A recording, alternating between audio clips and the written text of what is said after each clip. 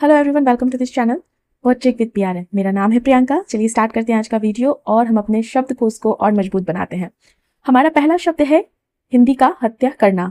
हत्या करना, मार डालना या हत्या करना, जिसे हम इंग्लिश में बोलते हैं स्ले, SLAY। ये एक वर्ड है। संक्षिप्त, संक्षिप्त, संक्षिप्त मतलब जो होता है, संक्षिप्त होता है रूखा, इसका अर्थ है। टर्स, इसको बोलेंगे इंग्लिश में TERSE, टर्स। ये एक एडजेक्टिव वर्ड है। हमारा अगला शब्द है लड़खड़ाना। लड़खड़ाना, लड़खड़ाना मतलब अगर गिरते पड़ते, जो चलते फिरते लड़खड़ा जाना, तो उसे हम बोलेंगे स्टैगर, STAGGER। ये भी एक वर्ब है। स्वर का उतार चढ़ाव, जब हम बोलते हैं, जब हम बात करते हैं, तो अगर हमारी जो स्वर है ऊपर नीचे, वॉइस जो है ऊपर नीचे हो रही है, तो उसे हम इंग्लिश में बोलेंगे कैडेंस, कैडेंस, CADENCE, कैडेंस। और ये एक नाउन वर्ड है। डांटना, डांटना, फटकारना, आलोचना करना, जिसे आप बोलते हो कुछ गलत करने पे, जब स्कॉल्ड करते हो, डांटते हो, तो डांटना को हम इंग्लिश में बोलेंगे चाइल्ड, CHIDE, चाइल्ड। और ये एक वर्ब है, मतलब चाइल्ड वर्ड जो है एक क्रिया है। प्रतिबंधित करना, प्रतिबंधित करना, प्रतिबंधित करना का अर्थ क्या हुआ? अगर किसी तरह की आपत्तिजनक चीजें हैं और जब हम उसे प्रतिबंधित रोकते हैं, जैसे जनरली आपको फिल्मों में देखने को मिलता है, तो उसे हम इंग्लिश में बोलेंगे सेंसर, CENSOR, सेंसर। और ये एक वर्ब है। हमारा अगला शब्द है जनसंहार। जनसंहार, जनसंहार जो होता है वो सामूहिक हत्याकांड, जब एक साथ बहुत सारे लोगों को या लोगों को मार दिया जाता है, तो उसे हम जनसंहार बोलते हैं। और इसे इंग्लिश में बोलेंगे कार्नेज, कार्नेज, CARNAGE। संकट, संकट, संकट किस तरह का संकट? जब कोई विपत्ति होती है जिससे बहुत ज्यादा डैमेज होता है, हार्म होता है, तो उस तरह के संकट को हम इंग्लिश में बोलेंगे कैलामिटी, CALAMITY, कैलामिटी। और ये एक नाउन शब्द है। बेशर्म, बेशर्म, बेशर्म मतलब बिल्कुल भी शर्म नहीं जिसमें होता है, उसे हम बेशर्म कहते हैं। उसे इंग्लिश में अगर हम बोले तो barefaced, barefaced, BAREFACED, barefaced. और ये एक एडजेक्टिव वर्ड है। नेक्स्ट है हमारा पवित्र। पवित्र, पवित्र को इंग्लिश में यहाँ पर बोलेंगे CHAST, चेस्ट। ठीक है, चेस्ट।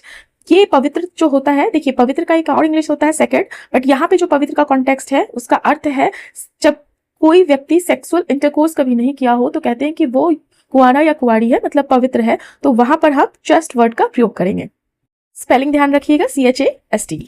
नेक्स्ट है हमारा नीचा दिखाना। नीचा दिखाना, किसी को डिग्रेड करना, नीचा दिखाना, तो उसे इंग्लिश में बोलेंगे अबेस, अबेस, ABASE, अबेस। और ये जो अबेस है ये भी वर्ब है, क्रिया के तौर पर ये शब्द का प्रयोग किया जाता है। हमारा अगला शब्द है फैल जाना। फैल जाना, जनरली ये किसी तरह का खुशबू होता है जब बिखर जाता है, जैसे जनरली हवा में या चारों तरफ जब किसी तरह की खुशबू या दुर्गंध या गंध फैल जाए, तो उसे हम डिफ्यूज कहते हैं, DIFFUSE। नेक्स्ट है हमारा शब्द रात्रि भोजन करना। रात्रि भोजन करना, तो रात्रि में जब भोजन किया जाता है उसे हम डाइन बोलते हैं, DINE। ये मील है जो स्पेशली इवनिंग में किया जाता है, DINE, रात्रि भोजन करना। ये भी एक वर्ब है। नेक्स्ट है हमारा सनकी। सनकी, सनकी क्या? अगर कोई व्यक्ति अजीब तरह से, जंगली तरीके से व्यवहार करे, उसका बिहेवियर सनकी, पागलपन अजीब हो, तो उसे हम क्या बोलेंगे? उस व्यक्ति को मैनिएक है ये, मैनिएक, MANIAC। नेक्स्ट है हमारा घुसपैठिया। घुसपैठिया, वैसा व्यक्ति जब विदाउट परमिशन किसी के प्रीमाइसेस या कहीं पे भी चला जाए, जनरली ये क्राइम करने के सेंस से होता है, तो उसे हम इंट्रूडर बोलते हैं, इंट्रूडर, INTRUDER। और ये भी एक नाउन है। हमारा अगला शब्द है खतरे में। खतरे में, किसी तरह के हार्म से, किसी तरह का खतरा, फेल्योर होने से, जब फेल्योर हो तो उससे खतरा हो, तो उसे हम इंग्लिश में क्या बोलेंगे? Jeopardy, jeopardy, JEOPARDY। और ये एक नाउन है। नेक्स्ट है हमारा विडंबना। विडंबना, विडंबना कहते हैं ना, अजीब सी विडंबना है ये, तो जो अनएक्सपेक्टेड होता है और वो चीज हो जाए, सिचुएशन, तो उसे हम विडंबना कहते हैं। और इसे इंग्लिश में हम क्या बोलेंगे? आयरनी। नेक्स्ट है हूबहू। हूबहू मतलब एग्जैक्ट कॉपी किसी चीज की, तो उसे हम इंग्लिश में बोलेंगे रेप्लिका, रेप्लिका, REPLICA, रेप्लिका। और ये जो वर्ड है ये एक नाउन है, संज्ञा तौर पे इस वर्ड का प्रयोग किया जाता है। हमारा अगला शब्द है प्यास बुझाना। जब हम प्यासे होते हैं और उस प्यास को थ्रू एनी लिक्विड इनटेक करते हैं, और जब उस प्यास को बुझाते हैं तो उसे इंग्लिश में क्या कहेंगे? Quench, QUENCH, quench.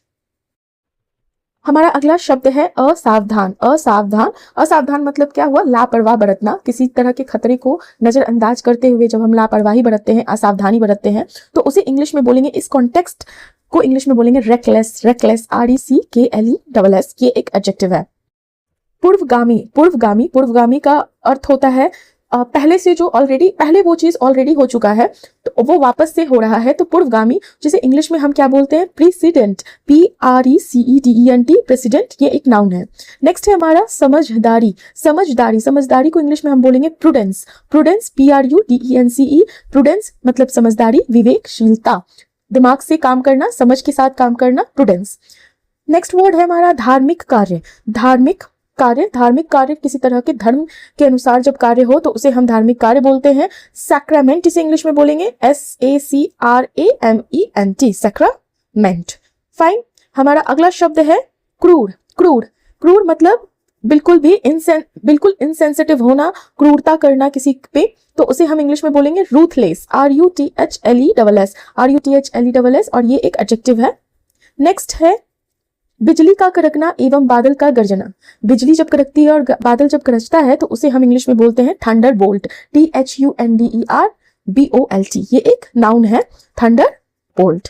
और नेक्स्ट वर्ड गर्जन। गर्जन, गर्जन मतलब आंधी के समय जब बिजली का चमकना और गरजना, गड़गड़ाहट जिसे आप इंग्लिश में बोलते हो, उसे हम इंग्लिश में बोलेंगे थंडर, THUNDER, थंडर, ये एक नाउन है। नेक्स्ट है हमारा कर्तव्य का त्याग। किसी तरह की ड्यूटी जो हमारी होती है उसको छोड़ देना, त्याग देना अपनी इच्छा से, तो उसे हम क्या कहेंगे इंग्लिश में?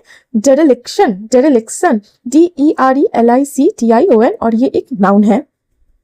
त्यागना, त्यागना, ये जनरली जो त्यागना है मतलब किसी चीज को छोड़ देना, किसी व्यक्ति या स्थान को सदा के लिए छोड़ देना, तो उसे हम इंग्लिश में बोलेंगे forsake, FORSAKE, forsake। बस ध्यान रखिएगा ये शब्द यूज नहीं जनरली होता है, लेकिन कहीं कहीं देखने को मिल जाता है, तो आपको अर्थ इसका पता होना चाहिए। सो थैंक यू, ये हमारा आज का लास्ट वर्ड था। Thank you, have a nice day.